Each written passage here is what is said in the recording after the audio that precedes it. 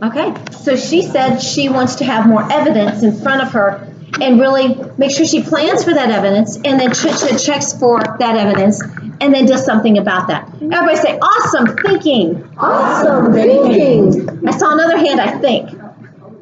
Oh, she's pointing her. Okay, you're on the hot seat. I'm going to say what's the other thing?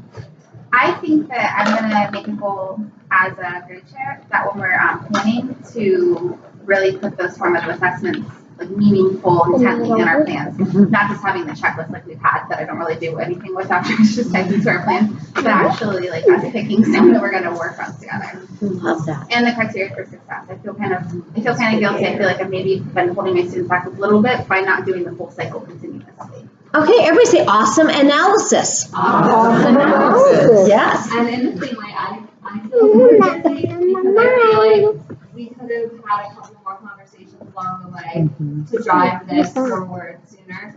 And just as a leader, I'm really reflecting on that, asking those questions, like how do you know if they got it? Where's the evidence? Yes. That your students are either getting it or not getting it, and just holding myself accountable to the third, fourth, and fifth grade teams that I work closer with, making sure that that's something we're thinking about on a daily basis when we're planning. And I'll be honest, I don't want to overwhelm people, but we have to get to those conversations because it really is what's going to move our kids forward and our teams and grade levels forward. So.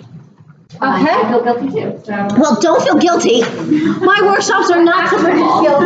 But what I hope happens, yes, is it's sort of like that reflection and say, oh, I can add this, I can change this, I can make it better this way. All I know is watch out, because when you have the self-reflection, you get very excited to focus on this piece. And when you have criteria for success in place, you will raise the rigor here. You really will. And not that I didn't see rigor today, because I did see rigor today. So congratulations to that. Okay, anybody else have a self-reflection they want to share? If not, we're moving forward. Look at each other and say, great review. Great review. So, here's number 2. This is the newer piece. And for those people who had to leave, I totally understand, but we're giving you a video, I noticed. So anything that you say can be used against you because they're listening to us. So here we go. I want to show you a true story. This is a school I've been working with for a couple of years. And it is in Texarkana. It is West Lawn Elementary. They sent this to me in June. And so I wanted to share with you their story.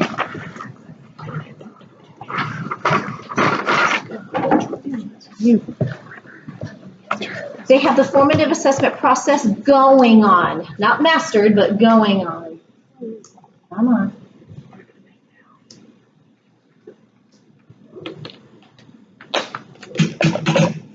That is the principal, Taryn Wells.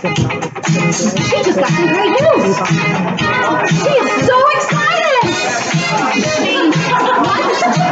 She goes to tell the assistant principal.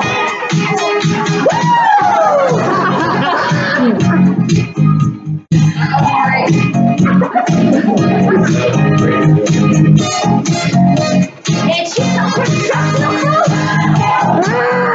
She works very, very hard. She tells the teacher.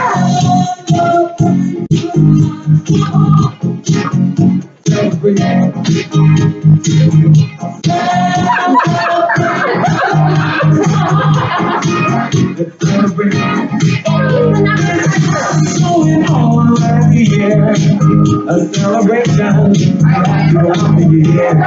So bring your good times and your laughter too. We gon' celebrate your party with you. Come on now. All the teachers Let's all celebrate and have a good time. Celebration. We gon' celebrate and have a good time.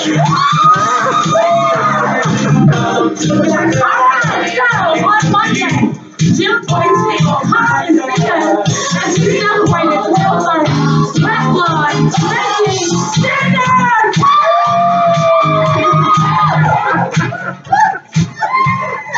Now, I know them all very, very well. I've been working with them for quite some time. And I gotta tell you, their school has had a complete turnaround. They still have more standards to meet, don't get me wrong, but they are very, very excited about their growth. And it was with the formative assessment process. Have they had this mastered? Not yet, but they're getting closer every single week. And they do what you guys do. They plan together. They have a template together. They hold each other accountable. They set goals. They do learning walks every single month. And then they evaluate it. And then they have an ongoing PD for the next step, the next step, the next step. And we're constantly checking with learning walks. They've worked very, very hard like you guys. And you guys have met many standards. Congratulations. I heard what you have done. And that's amazing. And I guarantee part of it is because of the formative assessment process getting into place. Yes, you can always do better with it. But can you imagine what can happen when we get this piece right here into all of our lessons? Okay, so let's practice the instructional cha-chas. So what I'm going to do is explain each one, then do the dance for you, and then I might make you do it too. Because if I'm going to look that way, you need to as well. And then I'm going to go through and give you all the details. I'm going to give you the criteria for success for each one of these. If you're excited about that, say yes. Yes. Okay, so chunk it. We teach a small bit of information. It's called the I do. We use VAK, visuals, auditory, kinesthetic, in every single lesson. That chunk is powerful. We teach it. So chunk it. We teach a bit. Chew it. The kids are chewing that little chunk. It might be acting out a word, retelling what the word means, defining the word differently. But they're chewing that chunk that you just gave. And while they're chewing, we are always checking. So every time they chew, you should be walking around checking. Or maybe there's a clean slate, dry erase moment of checking. But every time they have a chew opportunity, we check. Sometimes it's formal checks, but many times it's informal checks. And then we might need to change our instruction. We might even say, they didn't get what that word meant. I need to reteach that whole word. I need to act it differently. Okay, I actually taught that word wrong. Raise your hand if you've ever done that. Okay, yeah. There were times kids corrected me, and I'm like, yeah, you're right. It's okay. We're humans. So this is the process that doubles the speed of learning. This is how we teach it. The 3-step process was how we plan it. Okay, so let me show you my song and dance. Chunk it. We teach a bit. Chew it. They think about it. We check it to see if they know, because you might have to change our instruction. So watch them grow. Okay. Your turn. Please stand up. I need help with this, because I don't know. You will remember better. Okay. Are you guys ready? Oh no. Okay. Chunk it. We teach a bit. Chew it. They think about it. We check it to see if they know, because we might have to change our instructions. So watch them grow. Now smile. Smile. If you would, look at someone next to you and say, great job. Great job. Great job. Okay, and turn to page 3. Turn to I'm page gonna 3. go page 3. That's really I need help. I know it. Page 3 is your cheat sheet. I want you to know I'm getting ready to enlarge every one of these boxes as a PowerPoint slide. Is this a treat? So feel free to take notes on page 3 because I have changed a few of my slides. Hang on. Okay, here we go. Chunk, chew, check, change. Chunk it. You might have video clips, which by the way I saw in your lesson plans. That you have brain pops or little itty bitty video clips to just basically build some schema, build some background knowledge. Investigative activities, it could be an inquiry method that you start with. It could be a teacher-led demonstration. It could be reading. They could get the chunk from a book, an article, visual, artful thinking, some type of art that they're studying, they're analyzing. Interactive technology can actually be the chunk. All I know is you cannot teach that chunk too long because everybody has a different level of being able to stay focused. Raise your hand if you agree with that. Raise your hand if yours dwindles as you get older. Yeah, mine too. Okay, so here's the rule. And by the way, I don't like to call it a rule because it so depends on the time of day, on the kids. Do they have ADD, ADHD? I mean, you just cut these things in half at that point. It is different for every single kid, but if we were to create a framework, here's a decent framework. At the K through 5 level, if you teach beyond 8 minutes, the hippocampus is probably already filled, okay? At the grades 6 through 8, 6 to 10 minutes, 8 to 12. Adults, it really is 15 to 20 minutes. Every now and then I go to 25, and I do something differently, and I can do that. So can you. You can buy a few extra minutes by some of the things that you do. Like I might just completely change locations and teach from the back of the room. I just bought myself a minute. Okay, and that's called a state change. But you don't want to teach too long, and you don't want to show a video clip too long. Now, obviously, stories and movies are very different. We can watch those for a long period of time, or video games. But content can be very challenging because, look, it all depends on the kid's background knowledge. If they don't have much background knowledge on it, all that new information is new and complex, and they'll only be able to focus for a shorter period of time. Processing speed. Everyone has a different processing speed. Are they able to remember things? What's their short-term memory like? Energy level of the kid. If the kid is on some type of allergy medicine 24/7, it is going to slow the processing speed down. They just do. That's why I tried so hard today not to take medicine because it will change how I present. And I haven't had to take it yet. I mean, I've been doing cough to coughs. But I know that antihistamines would change my brain. And so I did my very best to not take those. Here's some other things. All of these things we got to be mindful of them when we teach our chunks because it will just depend. Teach your chunks better. If you have a visual, like an anchor chart, or an IDEA structure in your ISNs. I love all your acronyms. If you have VAK in every single lesson, you will have less reteaching. That means making sure when you teach that chunk, there's some type of visual. The auditory means something other than your voice. Other kids' voices or music or video clips would go into play for auditory. Songs, chants, rhymes. Okay, teach so they're vested, so they're actively engaged. Relevance, you've got to always connect it to their life. The brain loves that, needs it. Teach it so they remember it. And by the way, I saw a lot of movement today. So you guys know the power of movement and how well they're going to remember it. Hey, teach with technology every now and then. Make it different. Use your tools, books, blogs, articles.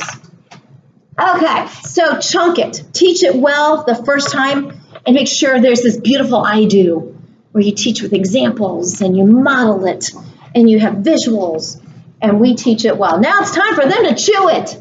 Now, by the way, there are 3 arrows here because while they're chewing, I am simultaneously checking and I am simultaneously making decisions.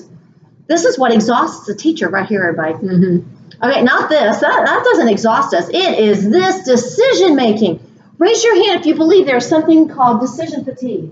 Yeah, there comes a time in the day. No, we have research on this. Well, you just can't make any more decisions or don't make them wisely. Okay.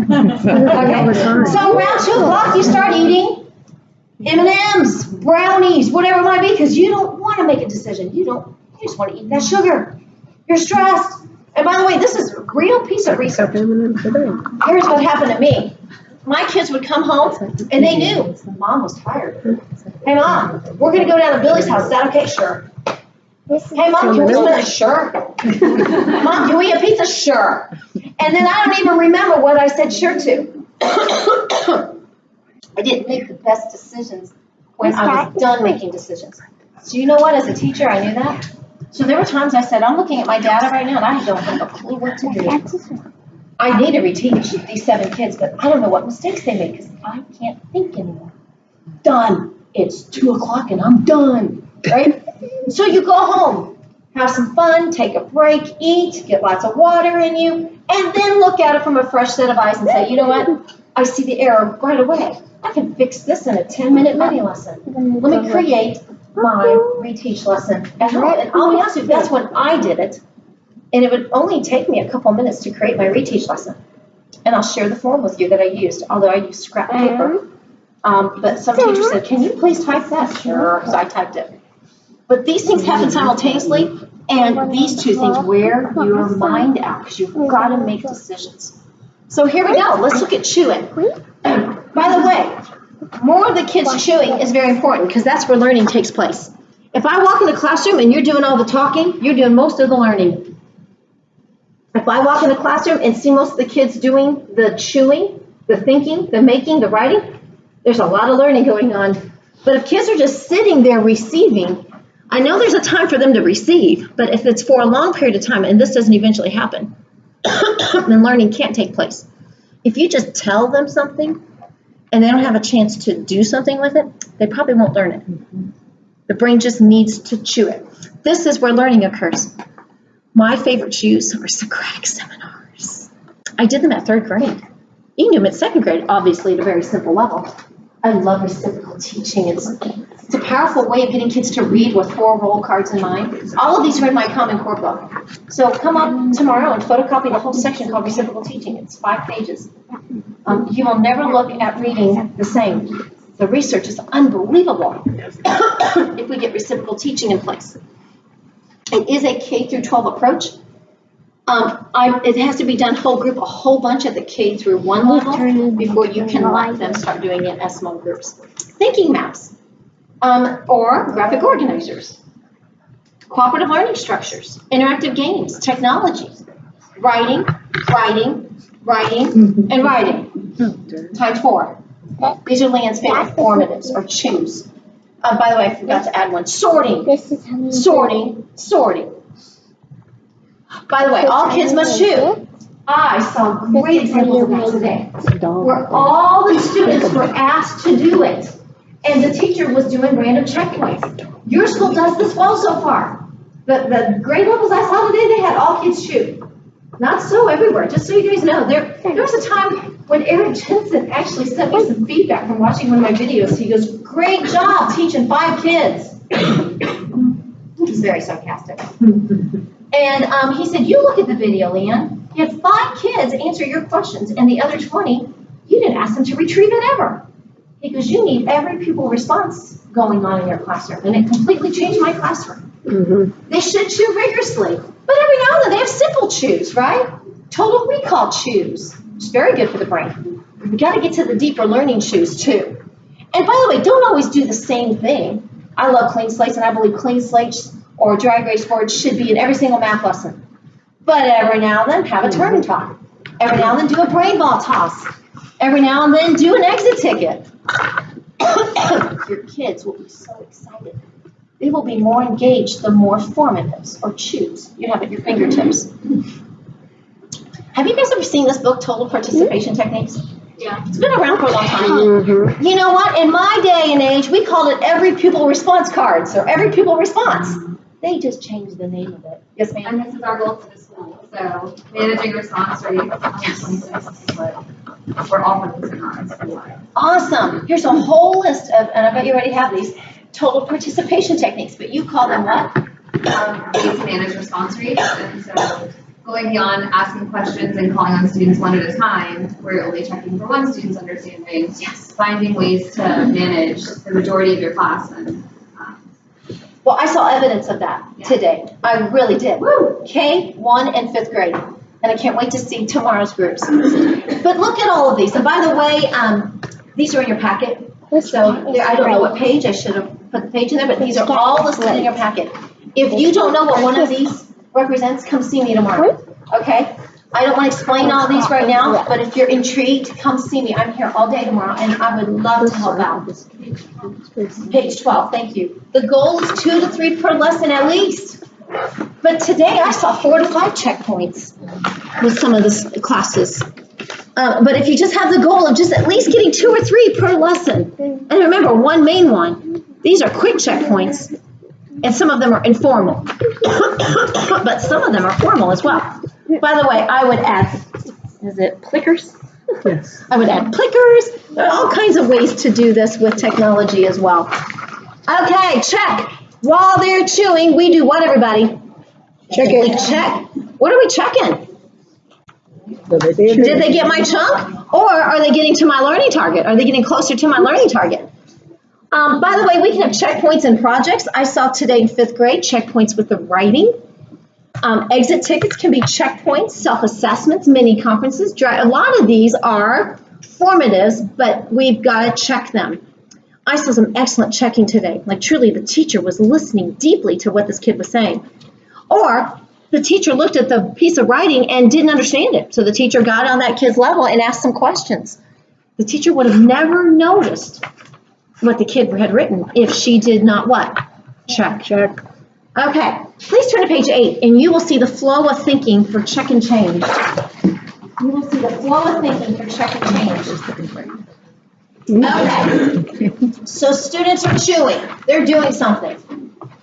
Now, while they're chewing, we have an informal checkpoint where we just hear or see some student thinking.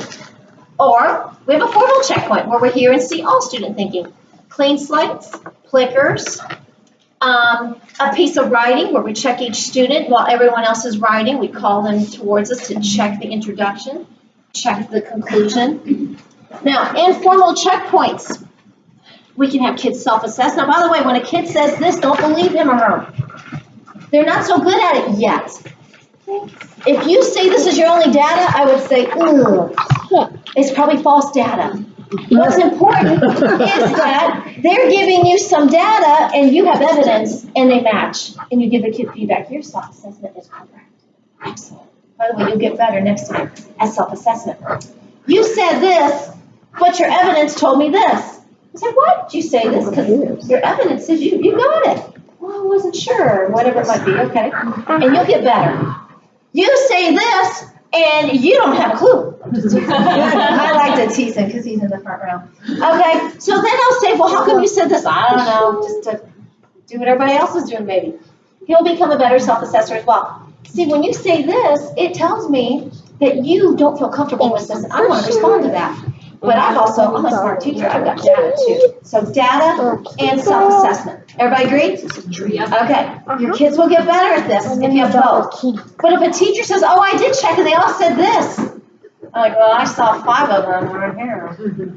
Okay, and by the way, I was guilty of that too as a teacher. I'll never forget what my principal said at the end of a lesson. LeAnn, how many kids mastered a lesson? Oh, all of them. Yeah, all of them. How do you know? Well, I walked around. Solid. And he said, and? Well, they told me they were good. And then he said, well, I counted about 7 who didn't have a clue. Ooh. Those little stinkers. So anyway, I learned some lessons pretty quickly. Just because they're smiling and just because they say this doesn't mean they got it. Okay, I'm sure you guys know that, right? But I had a lot of stories. Let's just put it that way. Group work and group share. Turn and talks. I can't hear all the groups. Everybody agree? I cannot tell you where every single student is because he did all the work for your whole group. See, I got you there. Get some points. Okay. This is formal now. I have exit tickets from every kid. Or dry erase boards or clean slates or pinch cards where they pinch. I think I have one here. You just taught all these triangles the last 2 days. And then you put a triangle up and they have to pinch. And then you can see what they have. By the way, just create blank ones and laminate them and they write the words in with the dry erase so that you can keep them. I love pinch cards. Kids think they're a great game and I can see real quickly who's doing it. Okay, you can even make them both sides, but that takes a little bit too much time, I think. Conferencing with kids. Can I just tell you, if I could go back to the classroom, I would have way more one-on-one conferencing with kids. That is just my biggest regret. Is I wish I would have spent those 2 to 3 minutes every single day with certain kids so that by the end of the week, I had talked to every single kid about his or her writing. That's what writing workshop will do for you. And I'm just telling you, that's my wish.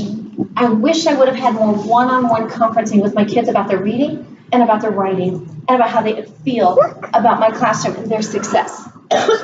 So, this is called CHEW. We check and we get specific data or we get general data.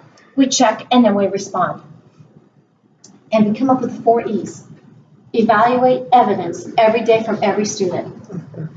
So today, in a perfect world, here's what I would have asked first grade teachers, kindergarten teachers, and fifth grade teachers to bring to their feedback session. I would have asked them to bring evidence of how the kids did with their learning target.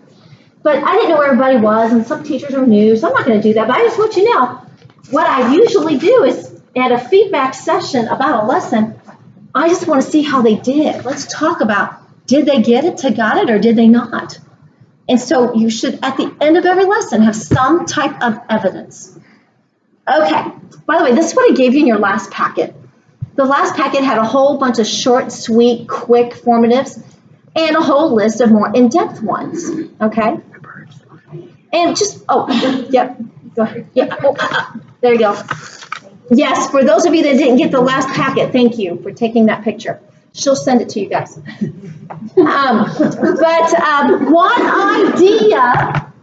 One idea is at your grade level, choose 5 you want to get better at.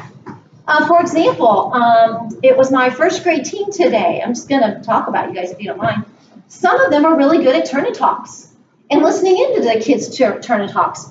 Some of these, one of the teachers actually used clickers on a regular basis, like she'd do it in her sleep. She's really good at clickers. I don't know about all that. But what I told her to do, though, is train the other teachers with clickers. It's a wonderful formative.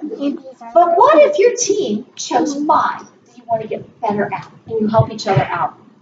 Because some teachers may not feel comfortable with exit tickets. I don't know what to have them write on it. I don't know how to assess them quickly. All I know is what might be your big 5 formatives that you want to work on and master and get really good at. I love exit tickets. This is page 14 in your packet.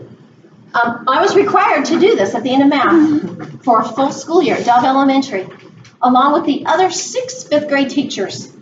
We were all required to do this, and our principal walked down our hallway and asked us at the end of the math lesson how many kids got it today. And there were times I said, none of them. And he would say, whoa, you must have had a bad lesson. What are you going to do about that tomorrow? And now you may, we called him Mr. Micromanager. He never got invited out to eat with us, ever. And we were a really close-knit team. But can I tell you something? He goes down in history as the best principal I have ever had. Well, there's another one too. He taught me the formative assessment process in a really, I'm going to say, challenging way. But can I tell you, there came a time when he stopped walking down our hallway asking us how many kids didn't get it or how many kids got it, because we owned it. That was the year we had 99% proficiency on our math state exam.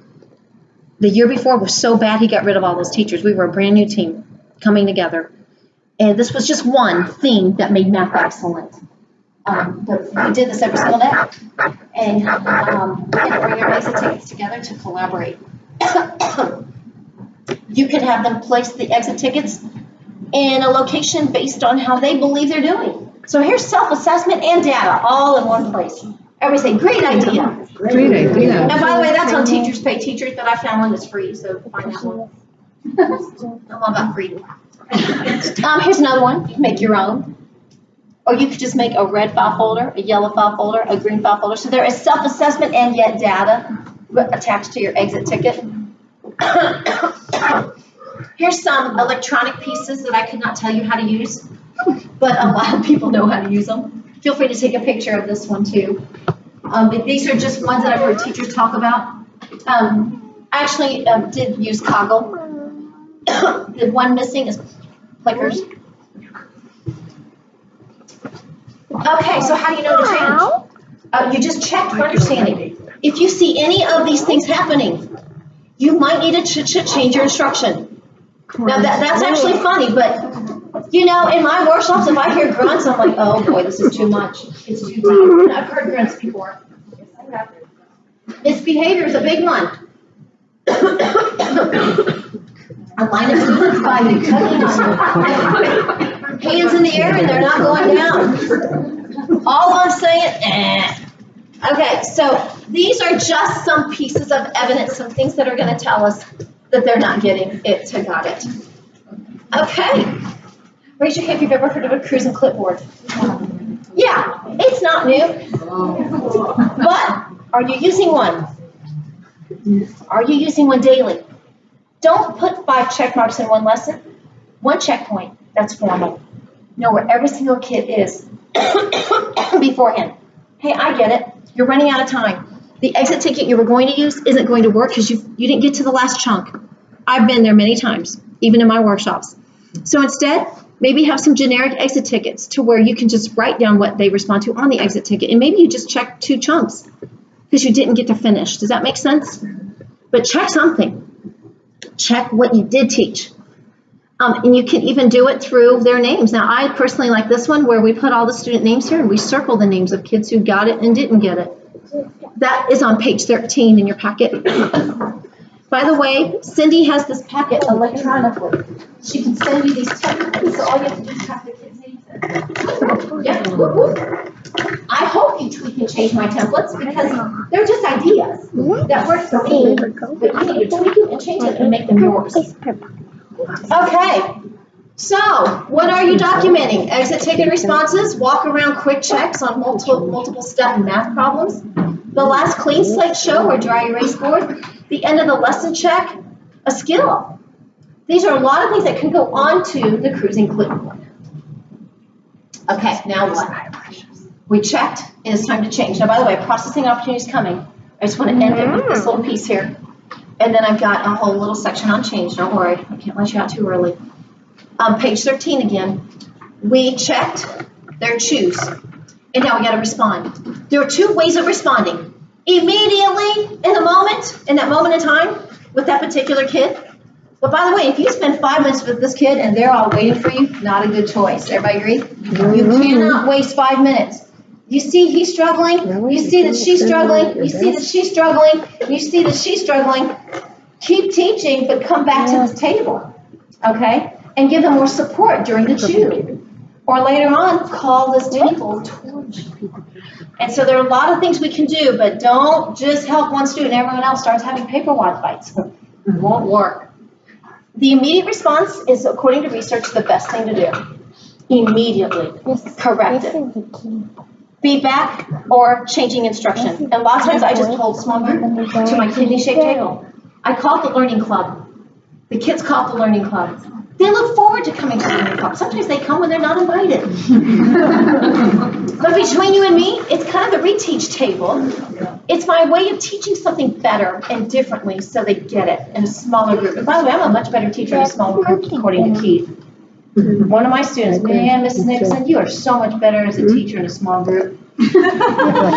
Thank you, Keith. He's right, though. And we have 4 eyes to just look at, 4 pieces of evidence to look at. I can move them forward so fast and give them feedback. We're all better teachers in a smaller group. Everybody agree? Yeah. Yeah, so don't be afraid to pull a small group. That's what I hope to see. If I get to come back here next year, or if I get to come back sometime, I hope to see more small group instruction based on an immediate response that you noticed. And you pull that small group and reteach while the other kids are doing this. That's what I hope to see more of next time. And not that it's not happening, but I'm just saying that's where I'd love to see it go. But there are times to say, I don't have the time today. This is a bigger issue. I need to talk to some other teachers who have taught this before because I really don't know what to do I don't know how to reteach this better. And so give it a day and talk to other teachers, collaborate, or Google. Feedback integrated into a reteach mini lesson that has been planned out for particular students based on the checkpoint data. Powerful. And then we change instruction and we can place them in groups if need to do. Okay, so if you would, please stand up. And what I'm going to ask you to do is look at everybody at your table and say, how's it going? How's it going? Whoever said that with the biggest smile on his or her face, point to that person and say, you're it. You're it. Okay, if you're it, grab a pen or pencil and act like it was a microphone. You are now the anchor man or anchor woman of your group. And you are going to ask your group some questions. By the way, you're in control. You can ask any question to any person that you want. You can ask the same question to everybody in your group. Now, by the way, can I just tell you something? Students love this formative assessment. It's just. I'm a student. Yes, you are. And you are probably going to really enjoy it. She's got her microphone ready. So here we go. Students will love this, and she said so herself. So here's how you get to play the game. So how often do you check for understanding in a lesson? And formal versus informal, or can you give me an example of something that happened in your classroom? And she would say, blah, blah, blah, blah, blah, and thank you very much. And then I would ask you a different question or the same question. Every person gets a question asked, but anchor man or anchor woman, you are in charge of which questions. You have 3.5 minutes to make sure everybody answers one of your questions. On your marks, get set, and go. How often do you check understanding, Mrs. Keeley, in a lesson? Depends on the standard. I am with the standard. I get multiple opportunities throughout the lesson. You were favored the formal. Check for understanding or the informal? I think you gotta get to the informals first, because if you don't get those, then you get to the formal and you haven't done the informal, you've already lost it. So I like your flower. Get them there. I like your flower down your shirt. Thank you. What is your favorite color? Thank you for sharing that with us. Oh, and by the way, how do you document the formal chat? This is me. I like your black shirt. And how would you like to document? You said from like this. I like your jacket. Well, how would you set up your preset clipboard to document? Probably based on the different components of the reel itself, or really based on the standard, depending on which one I'm working on. You have some How about you, Mrs. Keeley? How are you feeling about breaking down that preset clipboard? Well, I'd like, it depends on the standard, and I think a variety of clipboards, not clipboards, but a variety of sheets depending on what you're doing. But one thing I did like today was having each class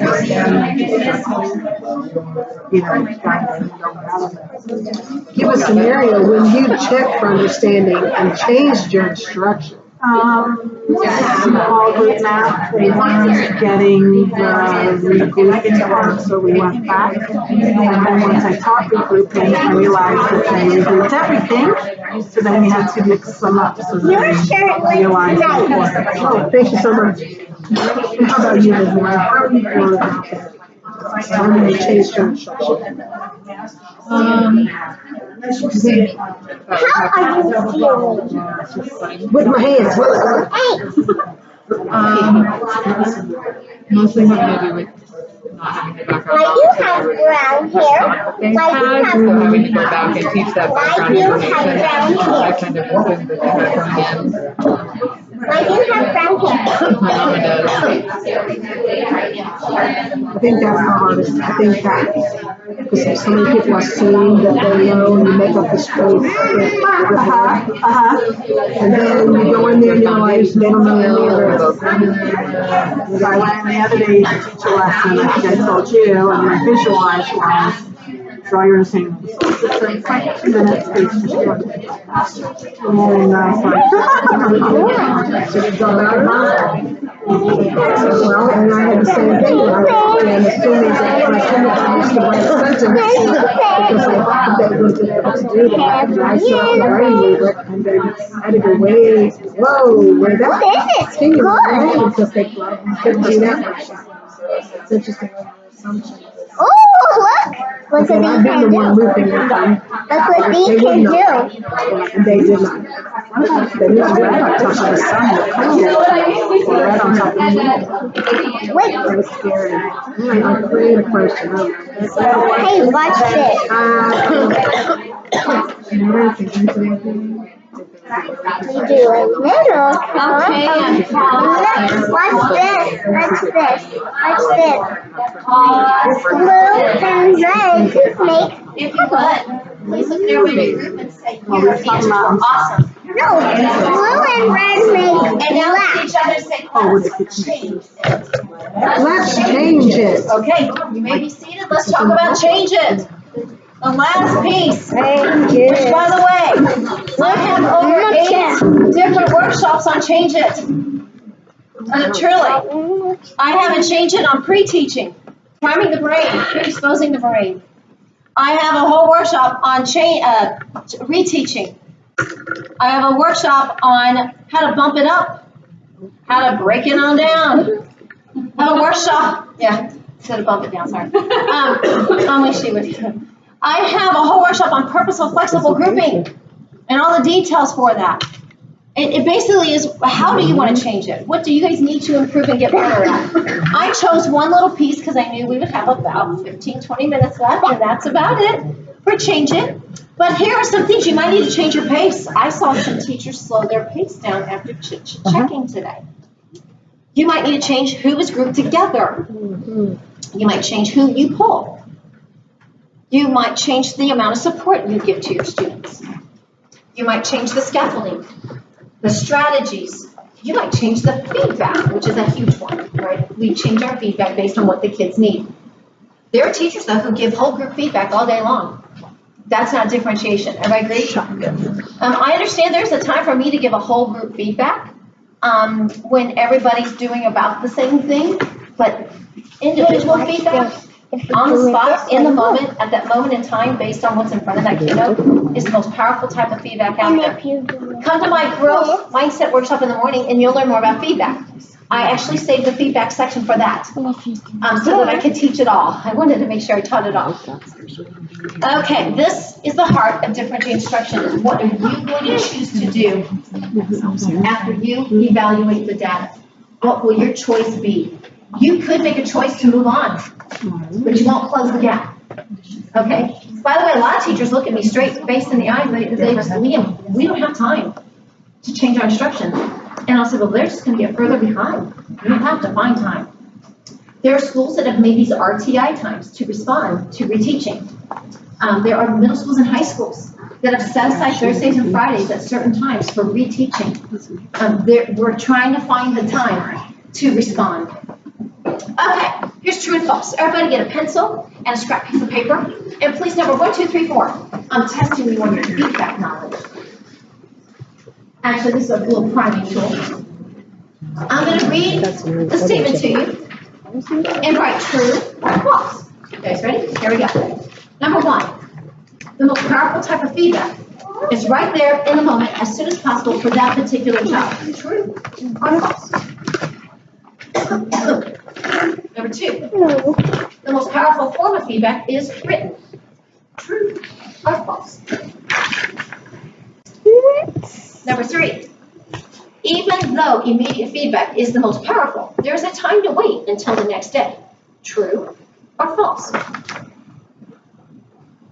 Number 4, to grow, each student needs to be held accountable for using that feedback to improve the work. True or false? Okay, let's see how you guys did. Now you probably know a few of them are trick questions. Here we go, the first one. The most powerful type of feedback is right there in that moment as soon as possible for that particular child if the child can handle it. I'm a child. And so yes, that would be true. According to the research, the most powerful type is in the moment in time they make the mistake. Wouldn't that make sense? When you're riding a bike and you're teaching a child how to ride a bike, we give the, oh, you know, you fell because you forgot to keep pedaling at that moment in time. Versus waiting the next day. They don't even remember when they stopped pedaling and fell over. Okay, number 2. That is false. The most powerful type of feedback is verbal. The most powerful type is verbal. I'm good. Written was not that powerful. Kids didn't read it. Interesting. The worst type of feedback was written feedback in a grade. You know why? Because they looked at the grade and all that work you put on writing comments over the weekend was wasted. That's the worst type. Number 3, even though immediate feedback is the most powerful, that is true, there's a time to wait until the next day. That is true. There is a time to wait. When you realize you don't have the time or the stamina or the energy, and that child doesn't either, it is not effective to give that kid feedback at that moment in time. You wait and then show the student the work. Number 4, true. Are you holding your kids accountable for taking your feedback and should changing his or her work for the better? If you're giving feedback and you don't go back to see if they incorporated the feedback into their work, you've wasted some time. And you've wasted amazing learning opportunities. Okay, what do we give feedback on? These things. You give feedback on the learning target. You give feedback on the formative. You give feedback on the criteria for success, folks. Wait a minute. You're saying, LeAnn, I get feedback on all three of these things? Yes, yes, yes. Now watch this. Let me focus on this one. This one's tough. You need to give feedback on every single one of these. You need to give feedback on every single one of these. Come tomorrow morning and you will see the 3 steps towards powerful verbal feedback. Bless you. So here's a smart equation. Know your students personally, know your students academically, and plan a fully aligned lesson, and you will have powerful feedback. Okay? I like these. I've already mentioned all those. Prompts and cues as feedback. Okay, by the way, turn to page 17 and 18. I just want you to know what's in your packet. Pages 17 and 18. I love this cheat sheet. Make it prettier, please. I guarantee you can make pages 17 and 18 look awesome with icons and graphics. But I had a cheat sheet at a moment in time, and I was trying to improve my feedback and my prompts to the kids. I wasn't a master at it. I had to learn the phrases and the statements. So, here's some prompts and cues as feedback. When students' answers are incorrect, what can you say? When you want students to dig deeper, what can you say? When you want students to identify their thinking, what can you say? When you want students to show you evidence, what can you say? Share and model for the students. Okay, here's one called dynamic duo feedback. I actually told 5th grade teachers that they should take this and cut it in half, because they created a writing scale to focus on one writing skill, which I loved. And I said, okay, so if they gave themselves a 3 on that writing skill, on that scale, that kid needs to say, here's the evidence from my writing that proves I deserve a 3. And another kid says, well, I'm giving you a 2. I'm giving you 2 because that's not really evidence, bucko. And I'm just having some fun with this. You know, kids, they're cruel to each other sometimes. But here's why I gave you a 2. Yes, we could put the strength and how will I improve it? I love the whole sheet. But if you're trying to do something short and sweet, here's an idea. Okay? Called dynamic duo feedback. You give yourself feedback and someone else gives you feedback, but you have to have a rubric for this to work, or some type of criteria, wherever that is. I showed you guys the self-check. Here's one, page 24. Turn to page 24. It's called PQP. It's not new. It's just called praise, question, polish. Raise your hand if you believe you got to teach kids to give each other better feedback. Yes. By the way, here's the progression. And I taught this to you guys last time in the self-assessment piece. You help your kids give feedback to a total stranger first. So find something off the internet. Have some fun with that. Find something off the internet, or a student from last year, erase the name, but they don't know this person. And they pretend like they're giving this person feedback. Then they give someone else in the room feedback. Okay? Then they give themselves feedback. They will get better at it if you do a stranger first and then a person in the classroom. My favorite is this box. Sure. Thank you, Mr. Hill, for the feedback on my paper. Thank you very much. Here's what I'm going to use of Mr. Hill's feedback. We hold the kid accountable for taking that student's feedback and doing something with it. If you like that idea, say check. Check. Okay. Fix them up strategies. Please turn to page 25 and 26. Your kids have got to self-evaluate when they get stuck. What do they do? And so, by the way, page 25, I think, is for K through 3, and page 26 is for the upper grades. But when you get stuck, what are you doing? Tell me which strategies. So we self-reflect. We get the kids to self-reflect. And again, that is feedback to me as a teacher. When my kids get stuck, they use these things. They don't know what these other things are. I better teach these to my kids, right? I think some of you already nodded that you have this in place here, where your kids know they need to use the eagle eye, or lips the fish, or stretch of the snake, so they become better independent readers. That's not the packet, but if you want that, I can send it to Cindy. So just remind me, it's free. on Teachers Pay Teachers, and they're just beanie baby, I'm gonna say word attack skills. It's really for K through 2. It's when they're stuck. Here are some things they can do. These are bookmarks. And please turn to page 28. This is Lucy Calkins. I think I'm reading it well. Lucy Calkins says, here are the best steps towards feedback in guided reading or writing. And can I tell you guys something? I agree. Her steps are amazing. So the first thing we do is I'm getting ready to sit with Tiffany. Okay, Tiffany's my student, and we just had it's during guided reading, because here's my whole group right here for guided reading, and it's Tiffany's day. I get to listen to Tiffany read, so I listen and I research and I diagnose, and I tell her one thing that she's doing well, so I give Tiffany a compliment. And then Tiffany keeps reading, and I notice that she just keeps pausing. And it's not very fluent. She totally skipped a period and a comma. So I'm going to pause her and say, hey, I noticed you did all these things well, but I noticed that you just skipped the periods. What should you do when you come to a period? Tiffany goes. And so I teach her what to do. You pause. And you lower your voice like this. Let me show you. So I show her. Then I ask her to try it. And she does it okay. So I say, try it again. And she's getting better. And I'll say, try it again. And look at the sentence, and she gets it. I'm like, way to go. Now, from now on, whenever you read any book out there, make sure that you pause and lower your voice when you come to a comma or a period. And so I transfer the learning to other books, not just that book. This 5-step process will take time for you to master.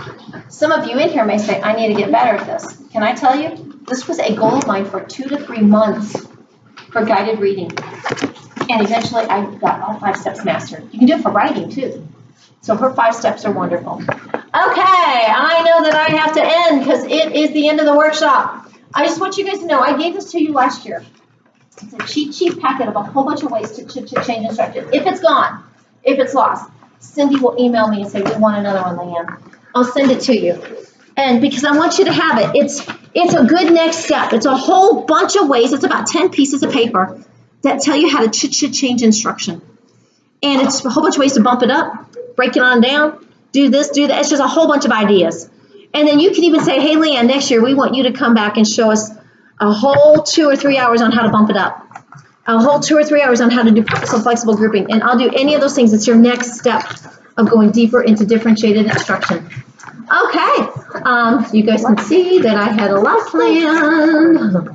Okay, so look at each other and say, we did it. We did it. And I hope you learned a whole bunch. Here's my closure. Every learning target needs a formative assessment to show where students are with mastery of the learning target. Students need to know and understand this learning target. They must evaluate where they are with this learning target. This assessment must provide visual evidence of student mastery level. We must respond by giving feedback or changing our instruction when students are not mastering this learning target or when they are not being challenged. Daily data must drive our instruction. Okay, on your exit ticket, and there's a half sheet of paper. If you could just fill that out, and if you would, place it by this tree right here. I love to read these. I'd like to take them home and read them tonight. What was it that you learned or revisited about the formative assessment process? And do you have any other questions? By the way, if you put a question down, please come see me tomorrow and get the answer. I'm here tomorrow. I would love to do that. And you guys were the best audience for dealing with someone who's been coughing the whole 2 hours. You are just amazing, and thank you for your kindness. Thank you for your respect. Thank you for staying. I know it was last minute, and I know I took you away from your precious family. So I want you to know that meant a lot to me, and I thank you for being here. And I hope it'll make a huge difference in your instruction. Have a wonderful evening tonight.